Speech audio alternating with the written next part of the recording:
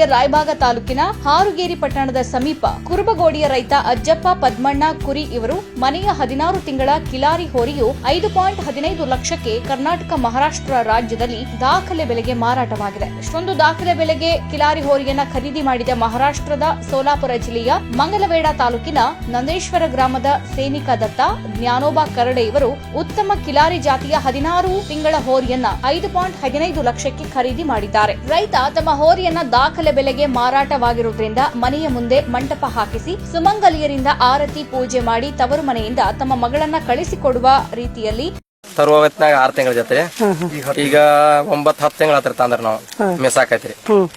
ಈಗ ನಮಗ್ ಕೊಡಬಾರ್ದು ಮನಸ್ಸು ಎತ್ತಕರ್ರಿ ನಾವು ನಂದೇಶ್ವರದವ್ರಿಗೆ ಮಾರಿದ್ರಿ ಮತ್ತ ಹೊಡ ಮಾಡಿ ಮತ್ತ ಅವ್ರಿಗೆ ಬೇರೆದವ್ರ ತಮ್ಮರಿಗೆ ಮಾರಿದ್ರಿ 5,15,000 ಮಾರಿದ್ರಿ. ಇದನ್ನ ಒಂದ್ 6 ತಿಂಗಳ ಕರ ಇದ್ದಾಗ 1,100,000 ಕೊಟ್ಟು ತಂದ್ರಿ. ಒಂದ್ 9 ತಿಂಗಳ ಮೇಸಾರ್ರಿ 8-9 ತಿಂಗ್ರಿ 5,15,000 ಮಾರ್ಯಾರ್ರಿ. ಕರ್ನಾಟಕ ಮಾರಾಟದಾಗ ಚಲೋ ಹೋರಿ ಇವ್ರ ಎತ್ತಾರ ಒಟ್ರಿ.